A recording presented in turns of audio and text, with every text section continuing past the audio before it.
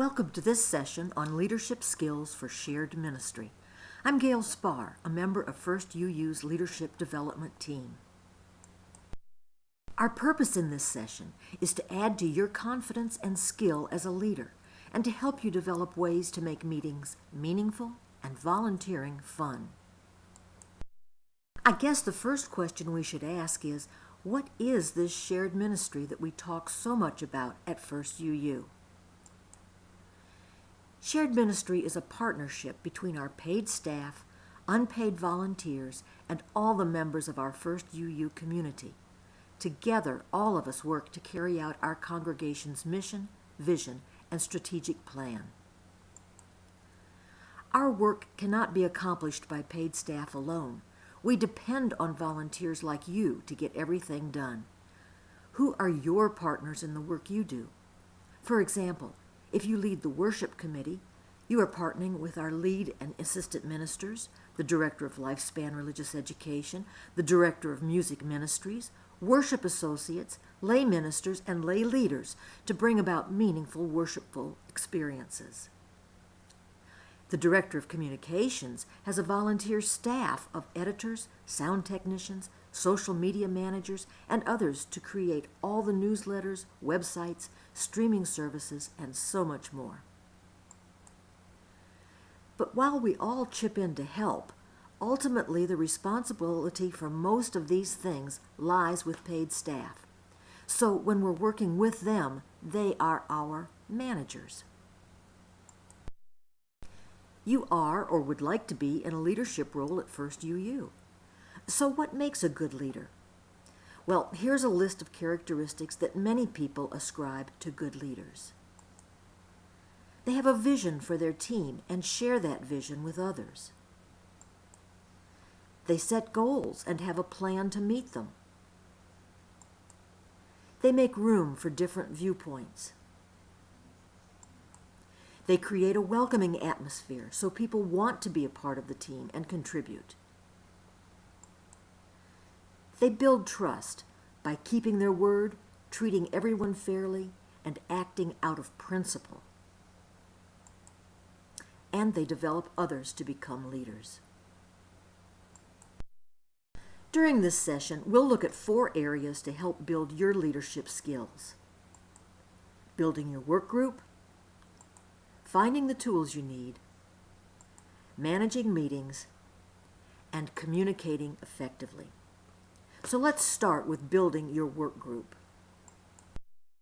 If you're a member of the board, your powers and responsibilities are laid out in the bylaws. If you are a leader of a committee or task force, there is a charge approved by the board that lays out the purpose of your group, what your group is expected to do, and specific things your group is responsible for. There is a form that committees should use for their charge. This form is available from your council chair or from the office administrator. Here's an example of a committee charge, this one for the Leadership Development Committee. Committees should review their charges each year, determine if there are any needed revisions, and submit suggested changes to the board for approval. When we get to the section on finding the tools you need, we'll talk about where these charges can be found. An important piece of leadership is inviting volunteers to be part of your group or to do a specific task. There are effective and ineffective ways to do this. Probably the least effective is to send a mass email to everyone you know and ask if anyone would do such and such a task or join this or that committee. The most effective means is face-to-face, using a 4-step process. This process also works well with phone or email. The first step is to connect the committee or task you're talking about to First UU's mission, vision, or strategic or ministry goals. Why is this important? What difference will it make? Are there new directions or challenges here that we're trying to meet? This step requires you to think in advance about your goals and why your group has set them in the first place. Second, why are you inviting this person? What do you know or have you heard that this person would bring to your group? Do they have some special talent, vision, skill, interest, personality, attitude, values that makes them just right for what you need done? This step requires you to know something about the person you're asking. If you don't know them that well personally, have you observed them or heard others speak well of them? Third, what's in it for the volunteer? Does it fit some need they have or passion they would like to fulfill? Again, you need to know something about the person you're inviting. What would be fulfilling for them? And finally, what does the position or task include? What are its major responsibilities, length of commitment, training requirements? We encourage all committees to have some kind of job description for major responsibilities. This may be a generic outline of committee membership or definition of specific tasks that need to be done. Remember, while some people truly enjoy being part of an ongoing team, others prefer tasks with limited time spans and little or no requirement for attending meetings. Let's talk a little bit about what people are looking for when they join a committee or team here at First UU. Take a moment and think about all the different reasons that people decide to join a committee.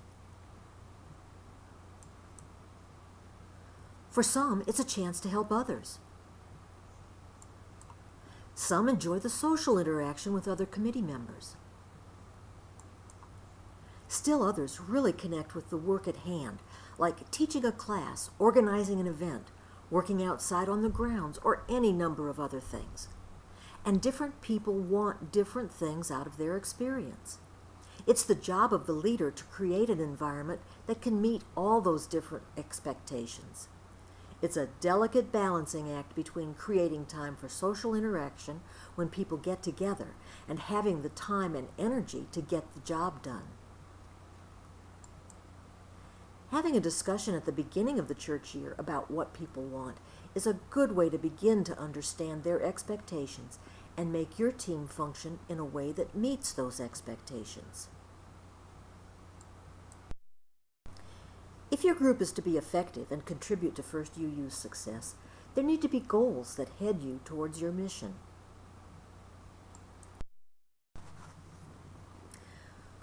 We recommend a few things about goal setting. A good time to do this is at the beginning of the church year. Many committees have a retreat each year shortly before or after the year begins. Goals should relate to the charge. What is the team expected to do relative to the congregation's mission? You may want to get input from outside the committee about your goals. For instance, if you are in partnership with a staff member, as most committees are, can that person be at your goal-setting meeting or give you input before it? Surveys can also help with the goal-setting process. For goals to be meaningful, they should be measurable in some way. Most of our committee goals are not quantifiable in numbers, but are rather measured in terms of whether or not projects were completed as expected. Another piece of goal setting is to determine who's responsible for leading it. It may be you as the head of the team, but it may also be someone else in your group. In fact, if a committee has several goals, you probably want other people to share the burden of leading. Leadership development, for example, usually has 3, 4, sometimes even 5 projects or goals set out for the year, and each one has a designated leader whose job it is to organize it, pull together the resources necessary to make it happen, and report on its progress. Finally, every goal should appear on every agenda until it is completed, even if the only action on it is to report on progress and any problems or successes associated with it. One thing to remember as you lead your team, you aren't alone.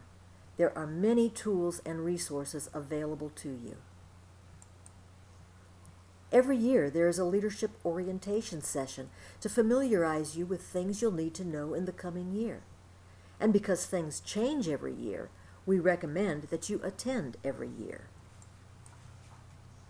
A great resource for leaders can be found in the members area of our website. There you'll find your committee charge, links to training programs, forms for reserving rooms or submitting announcements and newsletter articles, our bylaws and policies and procedures, budget information, the church calendar, and lots more. Here's a look at the part of that members page. This is a good place to start whenever you have a question about something. Other great resources include our office administrator when you have questions about procedures, submitting expenses, keys, almost anything having to do with how we function administratively. Your council chair is also a good resource when you have questions. And if you'd like to have a mentor to show you the ropes, contact the leadership development team and we'll team you up with someone who's been active in leadership and can help you grow in your role.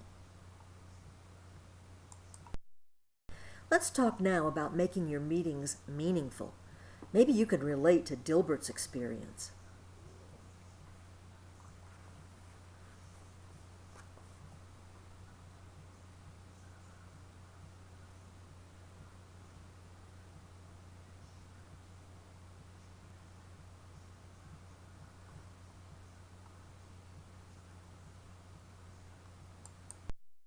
Or maybe your experience has been really good. If so, why?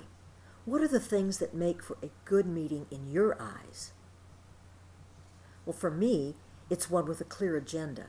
I know why we're having a meeting. We're able to start on time and finish when we said we would. Everyone gets a chance to share their viewpoint and no one dominates. If there's a decision to be made, we have the information we need to make it.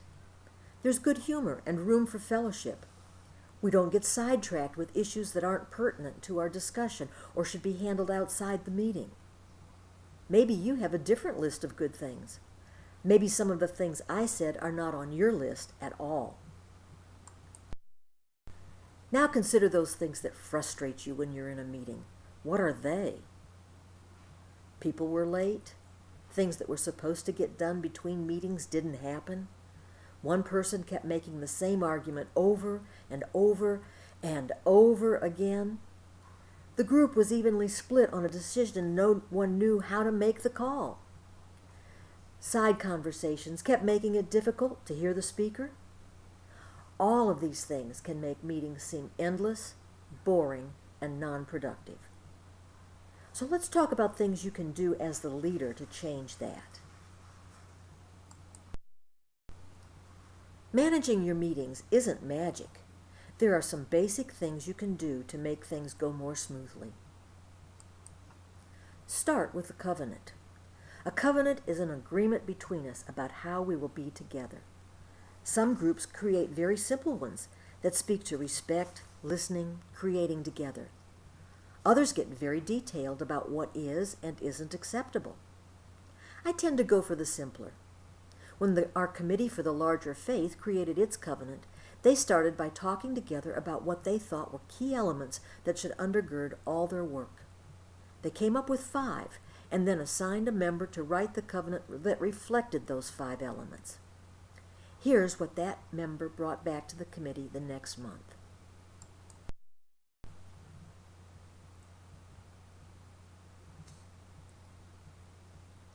This covenant focuses more on attitude than behavior, and members adopted it without change.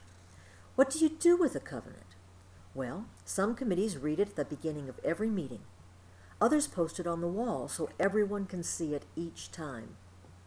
Some use it as the basis of their process observation, which we'll talk about in a few minutes.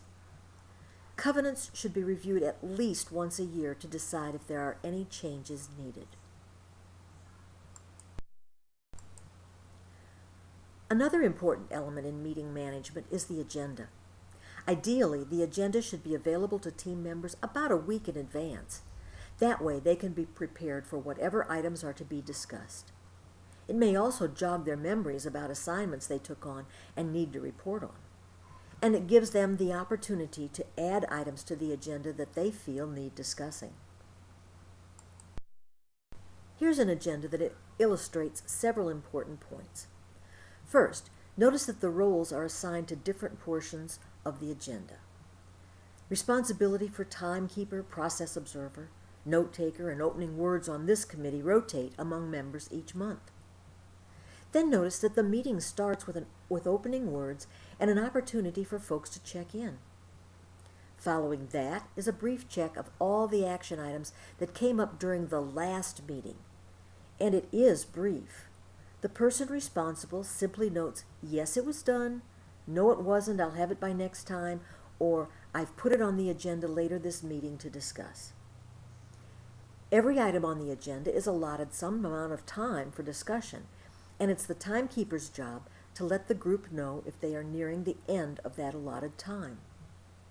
It's not always easy to estimate the amount of time a topic will take, so flexibility is in order.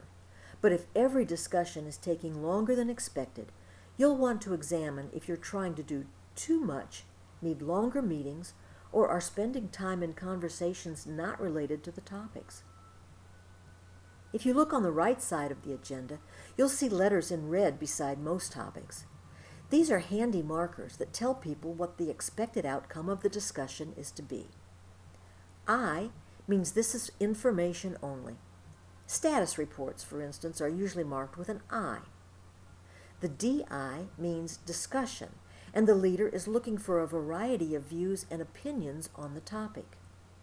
DE means we intend to make a decision about this at this meeting.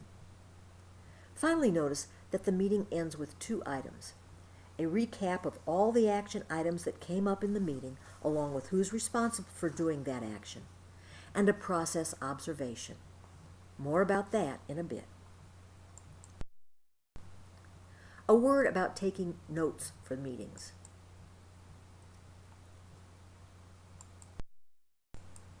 Designate someone each meeting to take notes. It may be the same person every time, or you may want to rotate responsibility, but it should never be the person leading the meeting.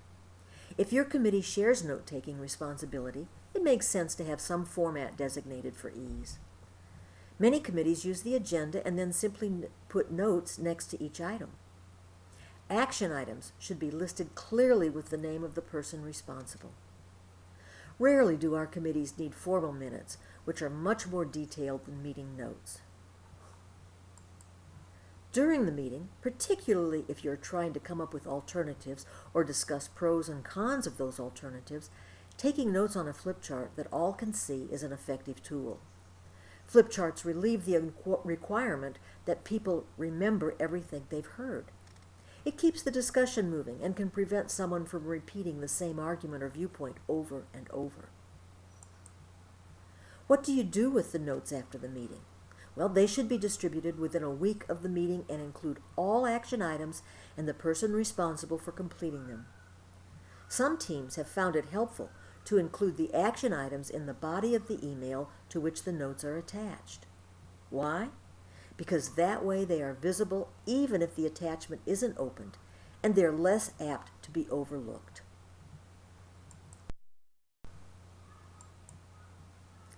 How do you provide the opportunity for everyone in your group to express their opinion? Some folks will jump in immediately with their ideas, eager to be heard, but there are other people whose style it is to be more quiet. It's not that they don't have opinions, it's that they don't push them in front of people, and they back off when someone else starts talking at the same time they do. Often, if there are one or two highly vocal and opinionated people in the group, there may be a rush to conclude that what they have said is the general consensus. A good leader will slow that push. If you haven't heard fully from everyone, ask the quiet ones what they think, and then give them space to answer. Capturing ideas on the flip chart can spur new ones. Brainstorming, in which every idea gets captured without evaluation, can get creative juices flowing. After all the ideas are on the chart, you can let each person vote on their top 3 or 4 ideas and then discuss the ones with the most support. Make sure that people's ideas are respected and valued. Encourage everyone to contribute, and remind people of your covenant if anyone seems to devalue someone else's ideas. Phrases like, "We tried that before and it didn't work," or "No one will want to do that," and other versions of "That's a dumb idea" are participation killers. Once you've heard everyone's ideas and considered your alternatives, how does your group make a decision? Well, sometimes the best option just jumps out at you and everyone is truly in agreement. Yay! Sometimes there is a consensus, wherein one idea has more support than others. Everyone has had a chance to provide input, and there is no glaring opposition, although a few people may prefer a different outcome. That happens, and as long as people feel they've been heard, the decision is fairly easy. There are times when voting is necessary, and there are a couple of ways to do that. One is a straight-up vote. One person, one vote, majority rules. If there are more than two choices, you may use weighted or multiple votes. People can vote for their first and second choice, and the alternative with the most total votes is selected. A good leader knows how to delegate. It accomplishes several things. For one, it takes some of the work off the leader's shoulders, and it helps develop others into leadership roles. We've already seen how some committees delegate opening words, note-taking, timekeeping, and process observation to members. Ask for volunteers to handle tasks that are to be done before the next meeting. If the group is working on a project, someone other than the leader can take responsibility for it by rounding up resources, following up on assignments, and ensuring that it's reported each meeting. In other words, you don't have to do it alone. We've mentioned process observations several times during this session. Let's take a closer look. Process observation is a good tool for keeping your meetings on track, for ensuring your covenant is adhered to, and for remembering what it takes to work together in community. Most committees and the board end their meetings with a process observation, and they use a variety of forms for it. Here's one. It asks the observer to comment on participation levels, meeting management, respectful behavior, decision-making, and similar things. Your group may use one like this or make your own. The important thing to remember is that it's a guide for you and your group. When everyone is aware of how their own behavior can affect the outcomes of the group, there's a higher chance of the group meeting its goals and feeling good about their interaction. Although one person is designated process observer, everyone should feel empowered to speak up at any time things get off track. Now let me say a few words about communication. We could do an entire session on that topic, but I want to point out a couple things that may help you as you're working with your group. We've already talked about things you can do to be sure you hear all your team members' viewpoints during the meeting. Pay attention to the body language and facial expressions of people. Do they show signs of understanding, frustration, impatience? Speak to those things. We've mentioned the importance of getting the meeting notes out within a few days of the meeting. The longer the delay, the greater the chance that things will be forgotten. Those meeting notes should clearly show, maybe in red, the action items and who's responsible for completing each. You may want to do a mid-month follow-up with your team to see how action plans are coming or if help is needed. At the same time, you can request items for next meeting's agenda. I know it makes things tougher for the leader, but different people rely on different media for their information. For many, email and shared documents are fine, but others rarely check email and instead use social media to keep up with notifications. Some are more easily reached by text, and still others don't use electronic media at all and are dependent on phone calls and personal interaction. Talk with your group, find out what their expectations are, and share yours with them. Come to agreement on how you'll communicate. Well, that's a quick tour of leadership skills here at First UU. I hope you found it useful. If you have questions about any of it or would like further help, please contact the Leadership Development Team at FUUNLead@thefun.org. Thanks for joining us.